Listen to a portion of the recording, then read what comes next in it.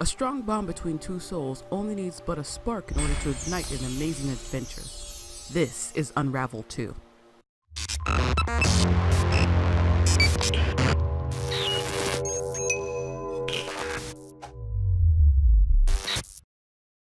Hey guys, I'm Des, your video game guru, and today I want to tell you why you should play Unravel 2. When I first saw this game at this year's E3, it immediately piqued my interest. I'm a very visual person, and the way the scale was used in this game reminded me of the same type of style that was used in games like Limbo and Inside. It gives you a feel that you are in the world of the Yarneys. Speaking of Yarneys, I wanted to talk to you a little more about them. First things first. There are two of them in this game this time around, and they're tethered together. After the introduction, you can customize them as you see here. I love this because it gives you more of a connection to these characters, and you'll be more cautious with them as you progress through the levels. You also get the option to be able to combine them or to control them individually. This concept also can be used to play as a single player or a local multiplayer. Some of the puzzles can be solved by the Yarneys becoming one. Other puzzles will have to use both of them at the same time or interchanging between the two of them. This brings me to the puzzle solving mechanics. As I stated, the Yarneys need each other in order to get past the obstacles in front of them. Throughout each level, there are a set of anchor points in which the Yarneys can attach their yarn and swing from so that they can progress within the chapters. While you're playing the game, certain puzzles will present themselves as a tutorial in order for the player to learn another skill that they will need later on in the chapter and in the overall game. This was a great way to introduce these mechanics instead of just putting them all at the beginning of the game and expecting the player to remember them all. I did have one issue with one of the mechanics that was introduced into the last chapter of the game. The Yarneys were given the ability to do a double jump while progressing through the level. This came out of nowhere, and you were given little time to learn it before it comes at you fast and you have to finish the level. It throws you off a little bit and kind of takes you out of the game. I had to play it twice, just so I didn't miss anything from the first time around. Another thing that I love was how the underlying story was being told. There was little to no dialogue for the story, and it's all being told by memories that play in the background as you play through each chapter. It kind of reminded me of the game Everyone's Gone to the Rapture, since that game also told its story by showing memories of a time before. I won't give away what the story is about, but it's worth paying attention to as you play the game. After you finish each chapter, you are brought back to the Lighthouse hub. This is where you can choose the path in which you want to take. It's interesting on how the developers decided to present the chapter selection screen in this game. With each chapter you complete, you are shown where the next chapter point start is.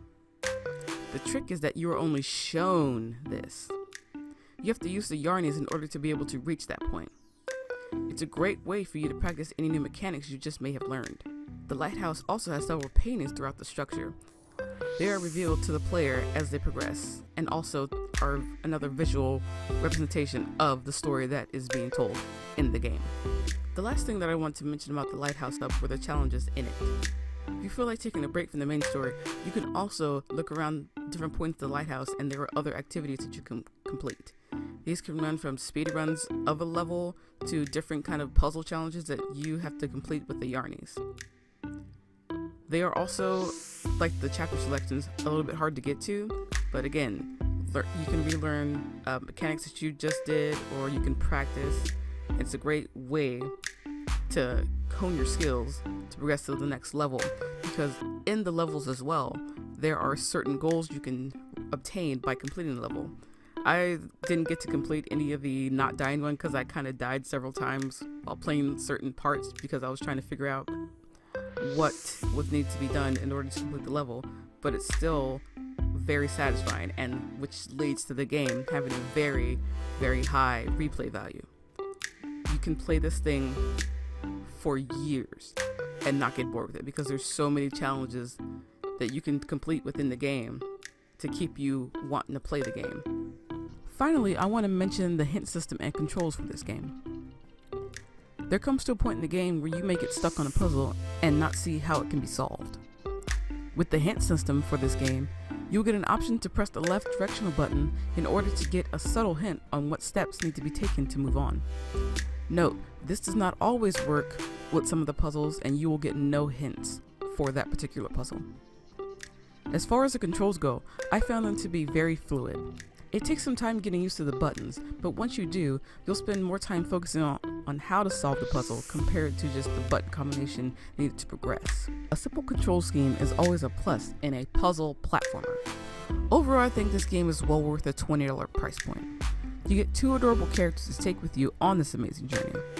Challenging puzzles that sometimes get repetitive, but is counteracted by a time limit system in the form of a progressive danger, such as a fire or something like that. The mini tiers and challenges and activities given in this game allow it to have a very high replay value, and the added co-op becomes even more of a challenge on top of that. The story is beautifully told with little to no dialogue, which is not easy to do, but Unravel 2 does it flawlessly. I give this game 5 out of 5. Thank you guys for joining me for another review. Did you like what you see? Did this game look interesting enough for you to pick it up? Let me know in the comment section down below. And remember that I do upload to this channel twice a week, so if you like my face, go ahead and click it and you'll be subscribed to my channel. Also, do not forget to turn on notifications so that you know when this guru uploads to zen out your day. This has been Des the Video Game Guru, and I will see you later. Namasko.